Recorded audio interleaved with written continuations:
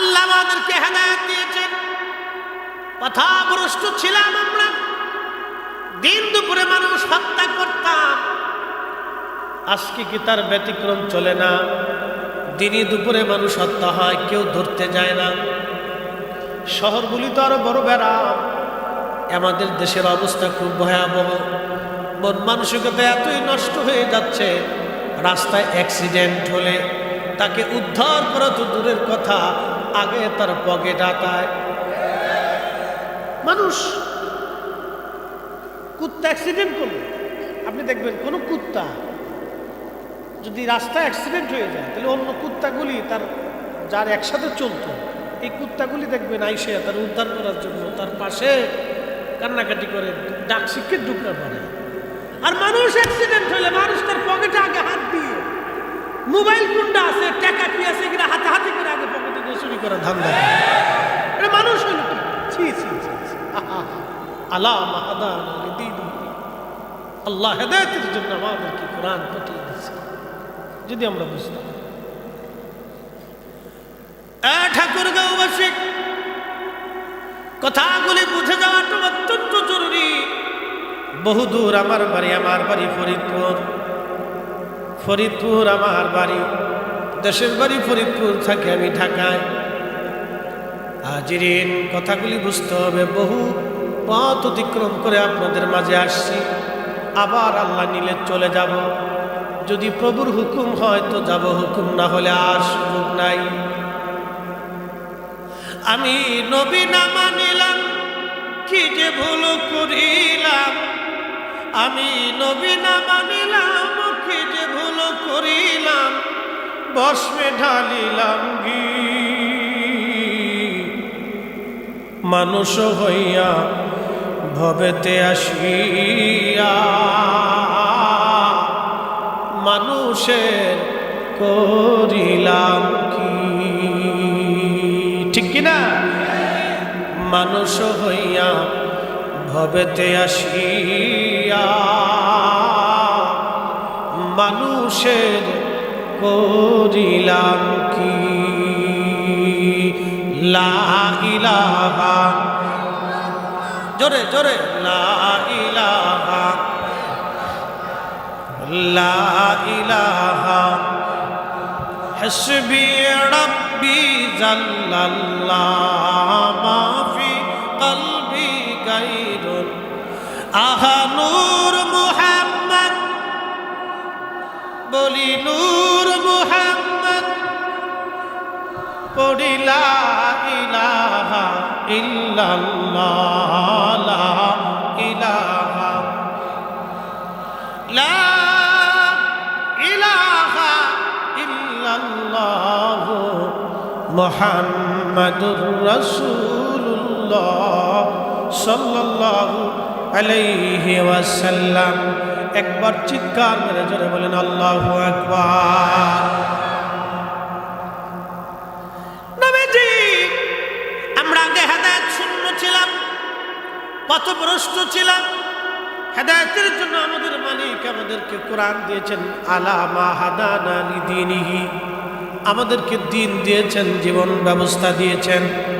ইয়া রাসূলুল্লাহ, ইয়া হাবিবাল্লাহ, আমরা এই কারণে আল্লাহর জান্নাতের বাগান সাজাইয়া খোদার জিকিরে আল্লাহর হামদে আমরা বসে গেছি। জোরে বলা যাবে কি মারহাবা? সাহাবীরা ডেকে বলতেছে, হুজুর, আমরা আগে হেদায়েত প্রাপ্ত ছিলাম না। কথা তো সত্য। একটু চিন্তা করেন, গিফারি একটা বংশ ছিল, বংশ। তারা মক্কা থেকে সিরিয়া যাওয়ার পথের মাঝখানে মরুভূমির অঞ্চলের পাশে বেদু এলাকায় তারা বসবাস করত। গিফারি বংশ, তাদের প্রধান উপযোগী ছিল ডাকাতি করা, সন্ত্রাসী করা। মানুষের মাল সামানাগুলি ডাকাতি করে করে মানুষ হত্যা করে, রাহাজানি করে তারা নিয়ে আসতো। আল্লাহ নবী মক্কায় দাওয়াত দিলেন। গিফারি বংশের মানুষের কাছে সংবাদ গেল, মক্কায় নাকি একজন নবী আসছে। গিফারিরা তারা সবাই সিদ্ধান্ত নিল, যদি তিনি সত্য নবী হয়ে থাকে তাহলে তোমরা একজনকে পাঠাও। একজনকে পাঠানো হলো, তার নাম আবু যর গিফারি রাদিয়াল্লাহু আনহু। যেই বংশের মানুষগুলি ডাকাতি করত, রাহাজানি করত, চুরি করত, তারা আজকে নবী খোঁজার জন্য আসছে। একজনকে পাঠানো হলো আবু যর গিফারি। তিনি আসলেন। মক্কায় আসার পরে কয়েকদিন কাটাই দিলেন, কিন্তু সাহস পাচ্ছেন না। মক্কার পরিস্থিতি এতই ভয়াবহ ছিল, সেই দিন কালেমার দাওয়াত দিয়া তো দূরের কথা, কালেমার উচ্চারণ করলে সেই দিন মানুষদেরকে জানে মেরে ফেলে দেওয়া হতো। হযরত আলীকে বলেন, আলী রে, আমি তো আখিরি নবীর কদমে আসছিলাম কথা বলার জন্য, উনি নবী কিনা জানার জন্য আমি আসছিলাম। হযরত আলী বললেন, কোন বংশের মানুষ তুমি? বলে, আমি গিফারি, আমার নাম আবু যর গিফারি। বলতেছে, ঠিক আছে, শোনো, এখানে কালেমা পড়াটা বিরাট বড় দুষ্কর, বড় কঠিন। এখানে কালেমার দাওয়াত বড় কঠিন জায়গা। তুমি নবীর কাছে আসছো, যদি মক্কার মানুষ জানে তোমাকে হত্যা করে ফেলবে। তুমি আমাকে অনুসরণ করে আমার পিছে পিছে তুমি চলতে থাকবা, আমি আগে আগে যাব, তোমাকে নিয়ে যাব। এভাবে হযরত আলী রাদিয়াল্লাহু আনহু নবীকে দেখা মাত্র, প্রিয় নবীজির কথা শোনার সঙ্গে সঙ্গে হযরত আবু যর গিফারি আর দেরি করেন নাই, তিনি কালেমা পড়ে সাথে সাথে মুসলমান হয়ে গেলেন। আমার দিকে তাকা। তাদের আদত ছিল মুসলমান হওয়ার সাথেই দুনিয়া সব কিছু ছেড়ে দিল। আর আমরা মুসলমান হওয়ার পরেও মিথ্যা ছাড়ি না, সুদ ছাড়ি না, ঘুষ ছাড়ি না, অকাম কুকাম ছাড়ি না। জন্মগত মুসলমান হওয়ার পরেও ছাড়তে পারি নাই। আবু যর গিফারি, প্রিয় নবীজি তাকে ডেকে বলেন, আবু যর, কালেমার দাওয়াতের জন্য আপনি চলে যান, আপনার বংশের মধ্যে দাওয়াত পৌঁছান। আবু যর গিফারি দাওয়াত পৌঁছাইতে চলে গেলেন বংশে। বংশের মধ্যে যখন এই দাওয়াত পৌঁছাইলেন, গিফারি বংশের সব মানুষগুলি এক বাক্যে দাওয়াত কবুল করে নিল। শুধু দাওয়াত কবুল করে নাই, ডাকাতি, সন্ত্রাসী, রাহাজানি, চুরি সব কিছু তারা ছেড়ে দিল। কিন্তু আপনারা বলেন, আমার দেশের চুরি কি বন্ধ হয়েছে? আগে চুরি করতো শিং কেটে, এখন চুরি করে কলমের খোসা দিয়ে। চুরি ডিজিটাল হয়েছে। চুরি কি হয়েছে? ডিজিটাল চুরি। আগে চুরি করতো শিং কেটে। শিং কাটা বুঝিনি আমাদের ফরিদপুরে ঠাকুরকে কি বলে? শিং কাটা। চুরি করতো শিং কাটিয়া। ঘরের ভিতরে চাল ডাল ছিল, ধান টান ছিল, সোনা দানা টাকা পয়সা বলে তারা চুরি করে নিয়ে যাইতো শিং কেটে। শিং কাটা চোর, আর এখনকার চোর হয়েছে কলমের খোসা দিয়া। সুইস ব্যাংকে টাকা পাচার করিয়া বেগম পাড়া বাড়ি বানাইয়া হাজার হাজার কোটি টাকার মালিক হইয়া এদেশের গরিব মানুষের রক্ত যারা চুষে খায়, তারাও কোনোদিন মানুষ হতে পারে না। এরা শিয়াল কুত্তার চাইতেও খারাপ। কথা খারাপ কইছি না, কারো বিরুদ্ধে কইছি না, চোরের বিরুদ্ধে কইছি। জুতা চোর, মসজিদে জুতা চুরি করে, এটা হলো খয়রাতি চোর। এটা খয়রাতি চোর মানে খুব দুর্বল চোর আর কি। জুতা মুতা চুরি করে বিড়ি টিড়ি গাঁজা মাজা এই হিরোইন মিলন ছিঁড়ে এগুলো খায়। ঢাকার শহরে চোর। আমার ফিল্যান্ডের জুতা চুরি করে নিয়ে আসছে, বুঝছেন? 9 তলা বিল্ডিং তো, একবার উপর তলার থেকে নিচ পর্যন্ত চুরি করছে। চোরও খুব টাইট ফুটিয়ে একবারে জিন্সের প্যান্ট ট্যান্ট করে কোট মোট পরে, সে তো দারোয়ান মনে করছে যে এটা হামবা মানে কোথাকার মেহমান।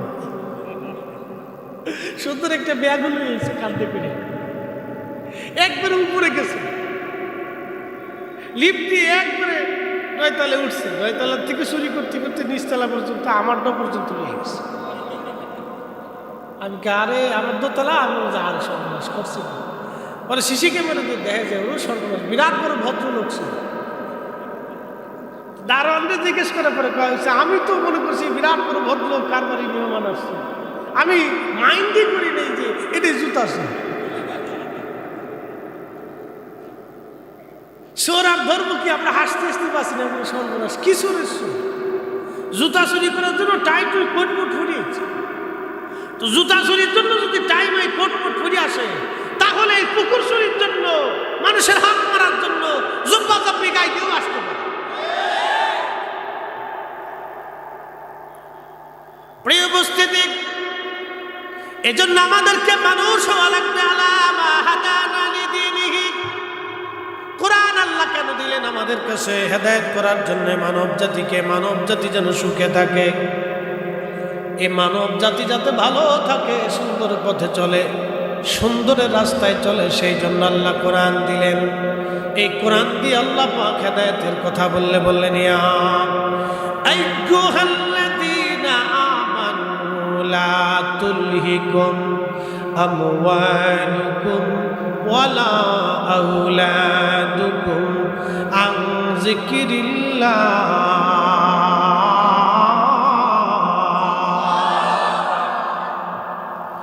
আল্লাহ ডাকতে বলে, রে বান্দা, তোমাকে বলতেছি শুনে নাও, সম্পদ আর সন্তানের প্রেমে পড়ে খুব মনোযোগ দিবেন। এ কথার ব্যাখ্যা আজকে আপনাদেরকে করে দিয়ে যাব। সন্তান সম্পদ, সন্তান সম্পদ দুইটার প্রেমে পড়ে তোমরা আমি আল্লাহর জিকির থেকে দূরে চলে যেও না। নামাজ চাইরো না, রোজা চাইরো না, হক হালাল চাইরো না, আল্লাহর আইন চাইরো না, নবীর সুন্নত চাইরো না, নবীর তরিকা চাইরো না, ওলিদের রাস্তা চাইরো না, ওলামা ইকরাম বুজুর্গানের দ্বীনের তরিকা তোমরা চাইরো না। আল্লাহর ওলিরা যে পথে ঘুমিয়ে গিয়ে ওলি হয়ে গেছে, সে পথটাকে তোমরা ছেড়ে দিও না। যদি ছাড়ো, ومن يفعل ذلك فأولئك هم الخاسرون।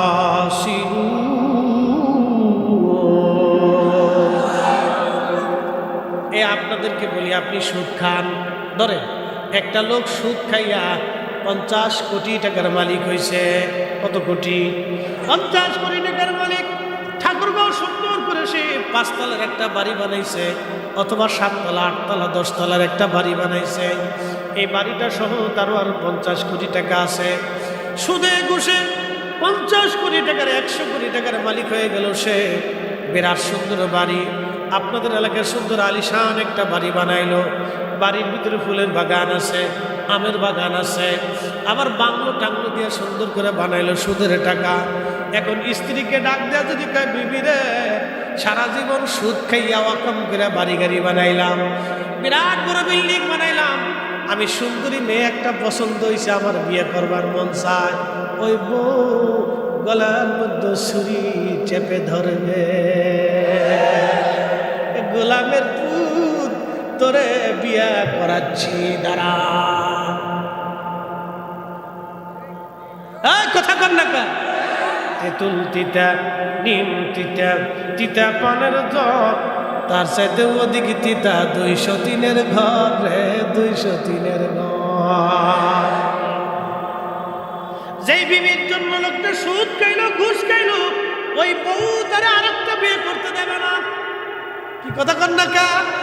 দুনিয়া পাইল না, আখিরাতও পাইল না, ঠিক কিনা? যে সন্তানের জন্য বিরাট বড় আলিশান বাড়ি, বিরাট বড় জমি টমি বানাইছে, ধরেন তার স্ত্রী মারা গেছে, অথবা তার স্ত্রী অসুস্থ হয়ে গেছে, ছেলেদেরকে মেয়েদেরকে ডাক দেয় যে, বেটারা আমার আরেকটা বিয়ে করার দরকার, তোমার মা অসুস্থ আছে, আমার আরেকটা বিয়ে দরকার, আমার সেবা সুস্থতা খেদমতের জন্য তো একজন মহিলার দরকার। তা আমি ওই যে ঠাকুরগাঁও শহরে এক মহিলা জায়গায় পছন্দ হয়েছে, আমি বিয়ে করবার চাই। পোলা রাত্রিবেলা ছুরি একটা লইয়া বাপের গলার মধ্যে ধরে, গোলামের পুত তোরে একবারে জবাই দিয়ে দিব যদি আমার বিয়ে করবার চাস। কি কথা কর না কেন? আজ তোমাদের থেকে বলতেছি, জিন্দিগি ফাঁকা। যেই পোলা মাইয়ের জন্যে সুদের টাকা দিয়ে, ঘুষের টাকা দিয়ে অকাম কুকাম করিয়া বিরাট বড় বাড়ি বানাইলো। ওই ছেলে মেয়ে তার জন্য সুখের জন্য স্ত্রী দিতে চায় না। তার মানে দুনিয়া পাবইলা না, আখেরাত পাবা না। দুনিয়াও ফাঁকা, আখেরাতও ফাঁকা। আর যারা অকাম কুকাম করিয়া টাকা পয়সা রুজি করিয়া কোটি কোটি টাকার মালিক হয়, তাদের পোলা মাইয়ারা বোতল সার মুড়ি দহ। বোতল সারে চিনি আপনারা? বোতল সার দুই ঢোক মেরে দিয়ে বাপের বিয়ে ভালো আছো? যাইয়া দেখেন গে, সুখ নাই। কি নাই? জোরে কথা কন না কেন? কি নাই? আল্লাহ কম খাওয়াচ্ছে, কম রুটি রুজি আছে, কিন্তু ঘরের ভিতরে যায় স্ত্রী ডাল ভাতের সামনে দিয়ে বসে ফাঁকা দিয়ে বাতাস দেখে খাও, খাও, অসুবিধা নেই। আর যেটা সুদে গুছে করে করছে, ওই যা গাছ আছে খেয়ে নাও, খেয়ে নাও। কাজের বুয়ারে কয় এই আবার দিস। সুখ নাই, সুখ নেই। আলাম হাদান দ্বীনিহি, আল্লাহ আমাদেরকে দ্বীন দিয়েছেন, হেদায়েত দিয়েছেন, কোরআন দিয়েছেন। কথা বলেন ঠিক না বেটা? এই কোরআন আল্লাহ বলতেছেন, এ বান্দা, সম্পদ আর সন্তানের মোহে পড়ে আমি আল্লাহ থেকে তুমি জুদা হইও না, আমি আল্লাহ থেকে জুদা হইও না। দিন শেষে আমার রোগ যিনি নিরাময় করেন তিনি আল্লাহ, দিন শেষে বৃষ্টি তিনি যান তিনি আল্লাহ, দিন শেষে প্রচন্ড গরমের পরে তিনি ঠান্ডা দিয়ে জমিনকে সিক্ত করেছেন তিনি আল্লাহ, দিন শেষে আমার আমের বাগানে আম যিনি দেন তিনি আল্লাহ, দিন শেষে যিনি আমার ধানের খেতে ধান ধান তিনি আল্লাহ, দিন শেষে আমার জন্য রিজিকের ফায়সালা যিনি করেন তিনি আল্লাহ, দিন শেষে আমার স্বাস্থ্যের সুরক্ষা তিনি দেন তিনি আল্লাহ, দিন শেষে আমার জন্য আকাশের রৌদ্র সূর্য উঠে আলোর ব্যবস্থা তিনি করেন আল্লাহ, তিনি বাতাসের ব্যবস্থা করেন, তিনি আমাদের অক্সিজেনের ব্যবস্থা করেন, তিনি পৃথিবী দেখার জন্য চোখের আলোর ব্যবস্থা করেন। দিন শেষে সব সময়ের জন্য সে আল্লাহ। অতএব আল্লাহর আনুগত্য করেই হচ্ছে মুমিনের প্রধান কাজ। এই বুদ্ধিমানের কাজ যে করে যায় সে বুদ্ধিমান, আর এখান থেকে যে জুদা হয়ে যায় তার মতো বোকা পৃথিবীতে আর কেউ হতে পারে না। ঠাকুরগাঁওবাসী আবু যর গিফারি রাদিয়াল্লাহু আনহু শুধু সাহাবী ছিলেন না, তার মর্যাদা কতটুকু আমি আপনাদেরকে বলে দিয়ে যাই। তিনি দুনিয়া বিরাগী একজন সাহাবী হয়ে গেলেন। ডাকাতি তো ছেড়েই দিলেন, রাহাতানি ছেড়ে দিলেন। আল্লাহর নবীর দর্শে বসিয়া তিনি এতটুকু ইজ্জতওয়ালা আল্লাহ তারে বানাইলেন। দুনিয়া বিরাগী হয়ে গেলেন তিনি। দুনিয়া বিরাগী হইয়া আবু যর গিফারি রাদিয়াল্লাহু আনহু আল্লাহ পাওয়ার জন্য একাকিত্ব নির্জনে থাকতে লাগলেন। আল্লাহ রাসূল বললেন, আমার উম্মতেরা, পৃথিবীর যত সিদ্দিক থাকবে সত্যবাদী, সমস্ত সত্যবাদীরা কিয়ামতের ময়দানে আমার আবু বকর সিদ্দিকের পিছে পিছে দাঁড়ায় যাবে। দুনিয়ার সমস্ত ওমর ফারুক রাদিয়াল্লাহু আনহুর মতো যারা ন্যায় বিচার করেছে দুনিয়াতে, আমার দেশে কিছু মানুষ আবার টাকা নিয়ে বিচার করে, টেবিলে নিজ দিয়ে টাকা নিয়ে বিচার করে। এবছর হাজে যাব, আমি যে হাজের গ্রুপের সাথে হাজে যাচ্ছিলাম, তিনি মুআল্লিম মহোদয় আমাকে বললেন, ফরিদি সাহেব একটা কথা বলি। একজন বিরাট বড় কর্মকর্তা, নাম বলা যাবে না, বলতেছে, ফরিদি সাহেব আমার এসে বলতেছে, মুআল্লিম সাহেব আমার একটা প্যাকেজ দেন। আমি বললাম 22.5 লক্ষ টাকার প্যাকেজ আছে, 17 লক্ষ টাকার প্যাকেজ আছে, 10 লক্ষ টাকার প্যাকেজ। আপনি যেই প্যাকেজ নেন, যত টাকার প্যাকেজ, কয় না একবারে সর্বনিম্ন প্যাকেজটা আমার দেন। উনি বলল, আপনি এত বড় ধনী মানুষ, কোটি কোটি টাকার মালিক, আপনি সর্বনিম্ন সরকারি প্যাকেজ 5,90,000 খোঁজেন কেন? আমার যত টাকা সব হারামের টাকা, আর হজে যাব বাপের জমি বেচা, এটা হালাল টাকা। তা আমি বললাম, হাজী সাহেব কেন বললেন না তারে এত বছর যে হারামের টাকা দিয়া গরুর গোশত খাইছো, ওটার গরুর গোশত না, ওটা শুয়োরের গোশত। উচিত কথা বললে চাকরি থাকবে না। যেই খাসির গোশত খাইছো, খাসির গোশত না, কুত্তার গোশত হয়ে গেছে। আমি বললাম সারা জীবন হারাম খাইয়া এখন কাবা ঘর ধরে যতই কান্দ কাজ হবে না। শরীরের ভিতরে পয়জন ঢুকে গেছে। কেউ যদি ওযু ছাড়া মসজিদে যাইয়া সুন্দর জুব্বা গায়ে দিয়া পাগড়ি মাথায় দিয়ে আতর লাগাইয়া ওযু ছাড়া নামাজে দাঁড়ায়, নামাজ হবে না। ওই রকম সুদের টাকা, ঘুষের টাকা দিয়ে, হারামের টাকা দিয়ে গরুর গোশত, খাসির গোশত, ভালো মন্দ সারা জীবন খাইয়া কাবা শরীফে দাঁড়ায় নামাজ পড়লে নামাজ হবে না। কথা কর না কেন, ঠিক কিনা? উচিত কথায় মই বেজার, গরম ভাতে মিলাই বেজার, ডাল ভাতে কুটুম বেজার। দুনিয়ার মানুষ বেজার হইলে কিচ্ছু আসে যায় না। আল্লাহকে খুশি করা লাগবে। আমার মালিক খুশি না হইলে দুনিয়ার মানুষ খুশি থাকলেও কোনো লাভ হবে না। আমার দিকে তাকান, আমার আজকে কবর দিয়ে আসলাম। কালকে ধরেন আজকে মারা গেছি, কালকে সন্ধ্যার আগেই সবাই বলে যে কবর দিয়ে দেন।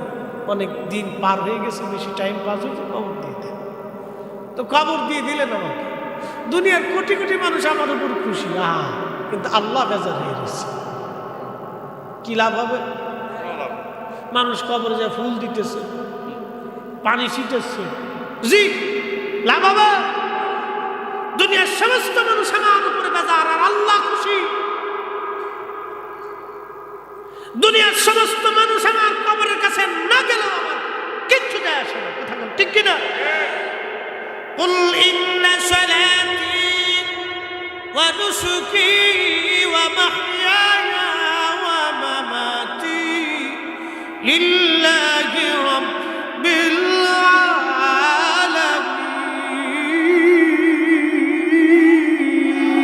আলামিন। নামাজ কার জন্য? এ মাহফিল কার জন্য? মাদ্রাসা কার জন্য? এ ওয়াজ নসিহত কার জন্য? আমরা একত্রিত হয়েছি কার জন্য? আমাদের জিন্দেগি কার জন্য?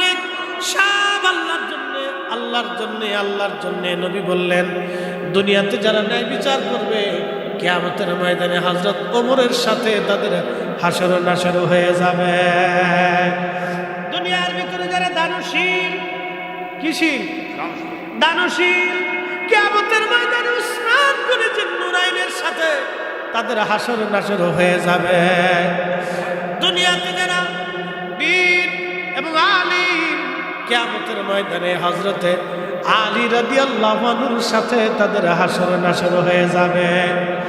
দুনিয়ার যত মুয়াজ্জিন, কিয়ামতের ময়দানে মুয়াজ্জিনের রাসূল হযরত বেলাল রাদিয়াল্লাহু আনহুর সাথে তাদের হাসর নাসর হয়ে যাবে। দুনিয়ার যত মজলুম, আল্লাহ দুনিয়া বিরাগী পাগল হযরত ওয়াসাল কারনির সাথে তাদের হাসর নাসর হয়ে যাবে। দুনিয়ার যত জাহিদ, সমস্ত জাহিদদের হাসর নাসর হবে আবু যর গিফারির সাথে। একসাথে বলবেন আল্লাহু আকবার। যে সাহাবীর কথা বলতেছি, আবু যর গিফারি রাদিয়াল্লাহু আনহু, ওনার কথা বলছিলাম। উনি দুনিয়া বিরাগী হয়ে গেলেন, একাকিত্ব সব সময়ের জন্য উনি থাকতেন। সাহাবীরা বিচার দিল, হুজুর আমাদের মধ্যে আবু যর গিফারি একাকী সব সময় থাকে, মানুষের মেলে সে আসে না। ইয়া রাসূলুল্লাহ, আল্লাহর নবী বললেন, সাহাবীরা রে, আমার আবু যরকে একা থাকতে দাও। ও একাই থাকবে, একাই মারা যাবে, কিন্তু তার জানাজায় বহু মানুষ অংশগ্রহণ করবে। জোরে বলা যাবে কি মারহাবা? আল্লাহুম্মা সাল্লি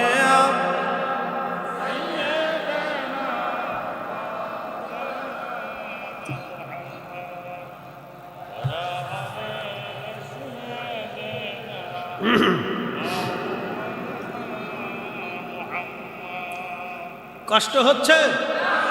বুঝতে কি অসুবিধা? মোনাজাত ছেড়ে চলে যাবেন? দোয়ার দরকার আসে না? বলেন ইনশাআল্লাহ। বেশি রাত করবো না, একবারে part to part direct 100 minute দিতেছে আজকে, বাকি ঝুঁকি করার সুযোগ নেই। বলছি না অনেক দূর থেকে আসছি, ওয়াজ একবারে ডাইরেক্টটা মারতেছে, আসলটা বলে দিয়ে যেতেছে। মানুষ হইতে হবে, আমাদের শরীরে মানুষের গঠন আকৃতি মানুষের। লাকাদ খালাকনাল ইনসান ফি আহসানি তাকওয়িম, আল্লাহ আমাদেরকে সুন্দর অবয়ব দিয়ে চমৎকার সৌন্দর্য দিয়ে আল্লাহ বানাইছে। ছোট্ট শিশু দেখবে ওর হাত সুন্দর, নখ সুন্দর, নাক সুন্দর, ঠোঁট সুন্দর, চোখ সুন্দর, বুড়ো সুন্দর, হাত সুন্দর, পা সুন্দর, আঙ্গুলগুলি সুন্দর, চামড়াগুলি সুন্দর। সময় দেখবেন ওর চামড়ার ভিতরে শোনা দেয়, কোলের ভিতরে নেয়, আদর করে নাচাচ্ছে। আল্লাহ কত সুন্দর করে বানাইছে। এই সৌন্দর্যটা মানুষ ধীরে ধীরে ধীরে ধীরে কাজের কারণে অকাজে বেকাজে নষ্ট করে দেয়। কোরআন বলতেছে যাহারাল ফাসাদু ফিল বাররি ওয়াল বাহরি বিমা কাসাবাত আইদিন নাসি লিযীকাহুম বা'দাল্লাযী আমিলু লা'আল্লাহুম ইয়ারজিউন।